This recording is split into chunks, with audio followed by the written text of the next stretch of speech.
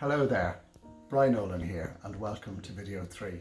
Okay, so we've got to the door and we're entering the room and we probably will be wearing that personal protective equipment, the PPE. Just think for a moment how that might look to the person that we're delivering care to. I would imagine we look a bit scary, so it's really important that we really work hard to make a connection to that person. I've heard people do wonderful things like writing their name in large letters on a sticky label and putting it on their chest so that the person can see it. It's really important that we make a connection. So when you're looking at the person, notice how they are. Notice how they hold themselves, how they move, and what is that information telling you about the person and how they're actually feeling. The most important thing for us as human beings is to be understood and to understand.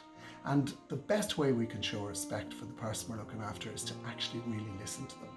Now, when we're busy and rushing about and we're task orientated, we can often miss these signals. But all the evidence tells us now that if we recognize in somebody that they're upset or that they look sad or that they look frightened, that we should gently suggest to them or say to them, "You look frightened. Are you frightened? You look sad today. Are you sad?" I can almost hear you say instantly, "Oh my God, what if they burst into tears?" That's a very natural fear. We all worry about upsetting people. But that's actually okay. This is a fear that we can overcome. So a few pointers. First rule is don't panic. Do let the tears flow. Don't stop them. Don't rush in to jolly along the person. You know the way people often say, "Oh, come on now, don't upset yourself. Pull yourself together." That's probably the last thing the person needs. Be brave. Let the tears flow. Make sure the person has access to some tissues. Say things gently like, "I can see this is really hard for you at the moment. I'm so sorry you're upset." And then say, "Is there anything I can do for you right now?" If you're still worried and anxious about the tears, I would just say one thing to you.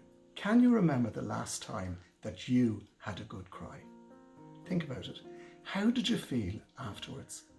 Name that feeling. I bet it was relief. Yeah.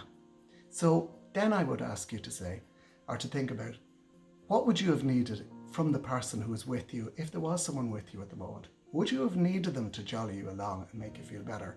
Or would you have preferred them just to sit with you and give you permission to be however you needed to be, happy, sad, mad, glad, whatever, just to encourage you to let it out in a non-judgmental way without having a need to fix you or make you better, just to let you be?